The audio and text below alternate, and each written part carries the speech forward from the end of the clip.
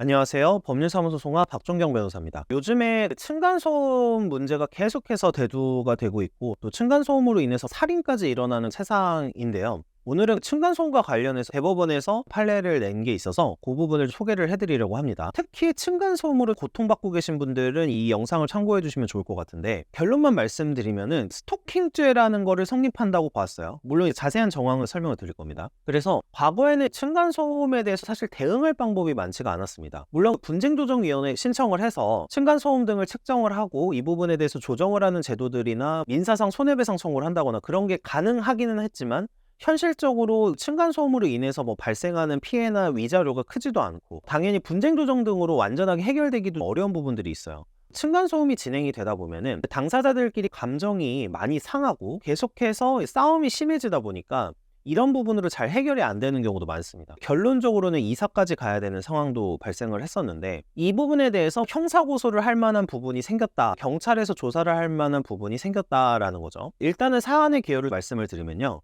자, A씨가 있었습니다. A씨는 빌라에 거주를 하고 있었어요. 그리고 피해자는 위층에 거주를 하고 있었습니다. 위아래층 관계인 거죠. A씨가 가해자로 됐는데 밑에 집인데, 짐작하기로는 서로 계속해서 층간소음으로 분쟁이 있었던 걸로 보이긴 합니다. 근데 판례에서는 정확하게 이 부분을 다 확인할 수는 없겠지만, 근데 어떻게 상황이 진행이 됐냐면, 밑에 집에서 살고 있는 분이 천장을 두드립니다. 천장을 쿵쿵 두드리고 음향기기 있죠? 스피커 같은 걸로 찬송가 노래를 틀어서 계속 하기도 하고, 이거를 수차례 반복을 했던 겁니다. 검찰 측에서는 총 기간상으로는 한 2달 정도 되는 기간 동안 총 72회의 소음을 발생을 시켜서 상대방에게 피해를 줬다, 이렇게 보았는데, 법원에서는 인정하는 횟수는 31회예요. 11회 동안 소음을 발생시킨 부분에 대해서는 인정을 했고, 이게 스토킹에 해당한다, 이렇게 판단을 한 겁니다. 우리가 스토킹 범죄 처벌법이라고 하면은 지속적이고 반복적으로 상대방의 의사에 이제 반해서 무언가를 접근을 하거나 등등등의 행위를 했을 때 스토킹죄가 성립을 하게 되는데, 상대방이 불안감을 느낄 정도로 반복적으로 소음을 발생시켜서 보복을 하려고 했던 행위가 스토킹죄가 해당을 한 경우가 생긴 거죠. 그래서 굉장히 고통스럽게 층간소음을 버티고 계신 분들이나 이런 분들은 판례를 알고 계시면 나중에 경찰에 신고를 하거나 고소를 해볼 수 있는 가능성이 생겼다고 볼 수는 있습니다. 물론 무조건 층간소음 문제에서 이 판례가 적용이 돼서 스토킹죄가 되느냐, 그거는 아닙니다. 다만 반복적으로 상대방에게 불안감을 조성할 만한 행위들, 아까 말씀드린 천장을 퉁퉁 친다든지 찬송가를 튼다든지 이런 부분에 대해서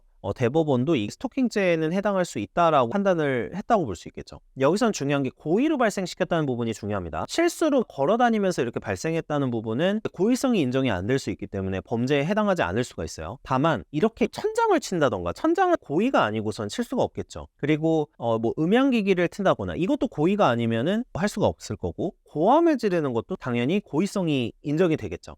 그래서 일부러 소음을 발생시키는 행위, 이 부분이 불안감을 상대방에게 조성을 할 수가 있고, 이게 지속적이고 반복적인 행위가 된다면은 스토킹죄에 해당할 수 있다라는 게 판례의 핵심이라고 할 수 있겠습니다. 그래서 혹시 층간소음으로 고통을 받고 계신 분들이나 문제가 발생하고 계신 분들은 이 판례를 알고 계시면 도움이 되실 수 있을 것 같다는 생각이 듭니다. 시청해주셔서 감사합니다. 박종경 변호사였습니다.